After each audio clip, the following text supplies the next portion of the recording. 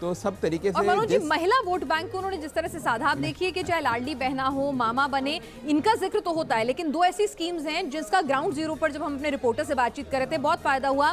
Police भर्ती में जो उन्होंने महिलाओं के लिए आरक्षण की बात की, साथ ही उसको बढ़ाने की बात की, आंगनबाड़ी कार्यकर्ताओं के जो वेजेस बढ़ाए और कहा कि जब वो रिटायर होंगी, जब अपना कार्यकाल खत्म करेंगी तो उनको एक मुश्त राशि, तो वो भी महिलाओं को बहुत ज्यादा उसने प्रेरित किया है। हाँ जी, महिलाओं की तरफ शिवराज सिंह चौहान का काफ़ी फोकस था और मामा वाली इमेज जो उन्होंने बनाई है, वो इमेज के पीछे यही सारे के सारे कारण थे। इनफैक्ट मैं एक दो एग्जिट पोल देखे, एग्जिट पोल को मैं बहुत ज़्यादा ठीक नहीं मानता, लेकिन उसके बाद भी उस एग्जिट पोल में जो एनालिसिस थे उसमें यही था कि 50% महिलाओं ने बीजेपी को वोट किया है। अगर ऐसी बात है ये तो फिर बहुत बड़ा नंबर है बीजेपी के लिहाज से। लेकिन एनके सर, जो राजस्थान की टैली है उसको भी आप देखें तो 70 और 63 सिर्फ 7 सीटों से पीछे चल रहे हैं अशोक गहलोत।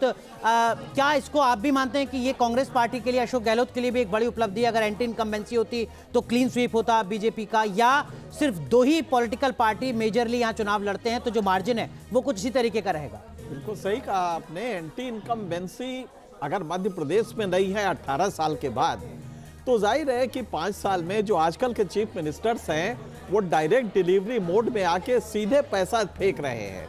सीधे लाडली बहना आपने देखा कि 6 महीने पहले स्कीम आई और 125 करोड़ महिलाओं को उन्होंने दिया, जिससे कि टर्निंग पॉइंट था। वो एग्जीक्यूट भी हो गया, मतलब पैसे मिले हैं खाते में। हाँ, उनके उसमें आए, खाते में आए हैं। यही बात अशोक गहलोत के लिए भी, डायरेक्ट डिलीवरी मोड में सीधे पैसे, जैसे कि आप देखें उनका जो 25 लाख का हेल्थ इंश्योरेंस, 25 लाख का। तो ये सब चीजें जो हैं, जो आजकल के चीफ मिनिस्टर सीधे देख रहे हैं कि जीडीपी हमारा ज्यादा है, लिहाजा पैसा फेंको इलेक्शन जीतने के लिए। बतौर पत्रकार हमारे लिए इलेक्शन के रिजल्ट जो है बहुत ही दिलचस्प हो रहे हैं, क्योंकि कांटे का मुकाबला है और बहुत सारे पॉइंट्स हमें डिस्कस करने के लिए जरूर यहाँ मिलने वाले हैं। छत्तीसगढ़ में कांटे के मुकाबले की उम्मीद जो की जा रही थी उसमें एडवांटेज कांग्रेस जरूर है, लेकिन बीजेपी, जिसके लिए कहा जाता था कि आपके पास चेहरा नहीं है, कार्डर नहीं है, भूपेश बघेल जो है बहुत पॉपुलर होते जा रहे हैं, राष्ट्रीय स्तर पर जिस तरह के बयान और सीधे मोदी से जिस तरह की वो टक्कर ले रहे थे, उसके बाद बीजेपी वहां पर 25 के आंकड़े तक यहां पर शुरुआती रुझान में पहुंच रही है। आरएसएस का कितना रोल गौर से देखें तो ये मुझे लगता है आने वाले दिनों में भी इसको एनालाइज करना पड़ेगा।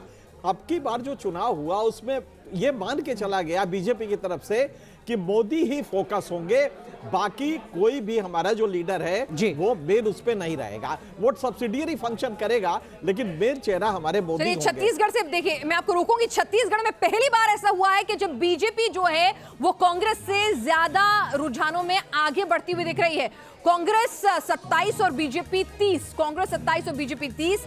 छत्तीसगढ़ में पहली बार अभी तक के जितने भी रुझान रहे थे अनुराग, कांग्रेस एडवांटेज पे थी, लेकिन पहली बार बीजेपी एडवांटेज पे रुझानों में बढ़त बना रही है। बिल्कुल, तो ये भारतीय जनता पार्टी के लिए अच्छी खबर है। हालांकि शुरुआती रुझान है, सिर्फ 30 मिनट अभी हुए हैं, 28 मिनट हुए हैं, अभी लगभग 1 मिनट का इंतजार और करना होगा, 60 सेकंड का इंतजार और करना होगा, जिसके बाद ईवीएम से जो सामान्य वोटर्स हैं उनकी जो काउंटिंग है वो प्रक्रिया शुरू होगी 8:30 बजे, और उसके बाद जो शुरुआती रुझान आने शुरू होंगे अगले 5 से 7 मिनट के अंदर, वहां से जो ट्रेंड सेट होगा वो बेहद महत्वपूर्ण होगा।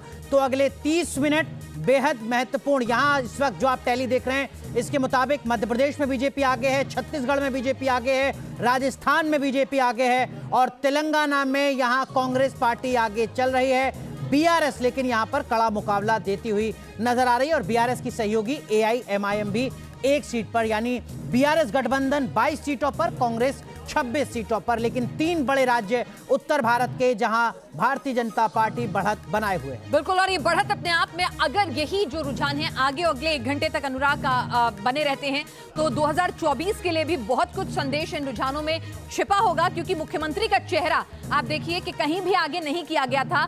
मोदी जो है उनके नाम पर, उनकी इमेज के नाम पर भी इस बीच माफ कीजिए पिनाज, आपको रोक रहे हैं, इस वक्त की एक बड़ी खबर मुरैना से आ रही है। मुरैना में देर से शुरू हुई है मतगणना, स्ट्रांग रूम खोलने में दिक्कत आ रही थी, सुरक्षा बलों की मौजूदगी में ताला तोड़ा गया है। मुरैना से इस वक्त की बड़ी खबर, नरेंद्र सिंह तोमर का गृह जनपद, जहां से वो खुद दिमनी विधानसभा सीट से चुनाव लड़ रहे हैं, वहां स्ट्रांग रूम को खोलने में दिक्कत आई, जिसके बाद सुरक्षा बलों की मौजूदगी में ताला तोड़ा गया और उसके बाद मतगणना शुरू हुई है मुरैना से।